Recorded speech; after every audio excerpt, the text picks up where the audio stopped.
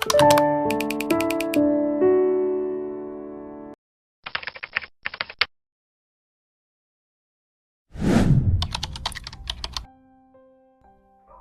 體感覺首先一定係開心㗎啦，之後第二我覺得我唔需要去特別去船就冇可能嘅啦，但我未試過有陸路可以去到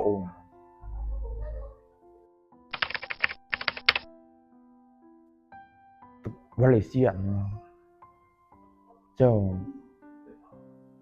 我見到好多唔係景色啊，無論佢嘅天幕啊，定係佢嘅即係一路行沿途嘅風景都好，都雖然係商場，但係我喺香港都未見過香港有呢商場嘅景色。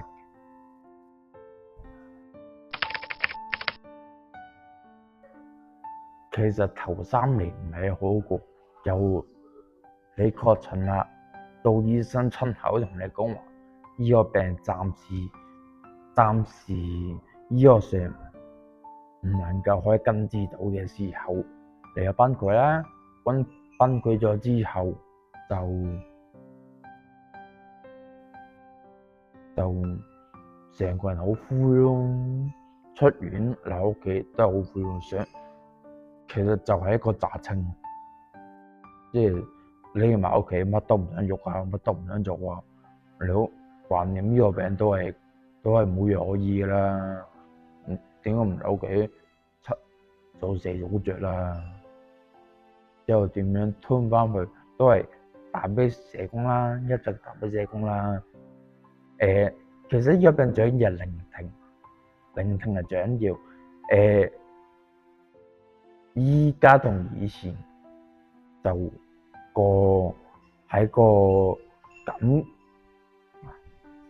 觀念上唔同咗，就係個病都嚟咗啦，都落在身體啦。點解你要咁執着去覺得自己個病係一個好大問題咧？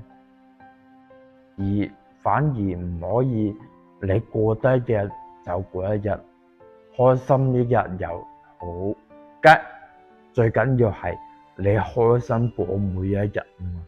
你又唔知道你幾時完嘅，幾時乜力都冇晒，乜力都我重嘅，咁過得一日咪一日咯。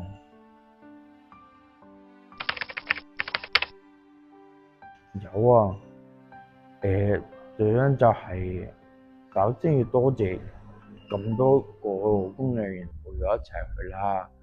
之後就係佢哋做多一樣嘢，我好想人都做到嘅，但係我未遇過。但係其實就係想唔好當我係一個病患者，而好似當朋友咁樣一齊去，一齊笑，一齊講。呢種咧係我以前未試過，都有啊。好似上次攞獎講嘅說話都一樣，你試咗先啦。你連試都唔肯試嘅話，冇人幫到你。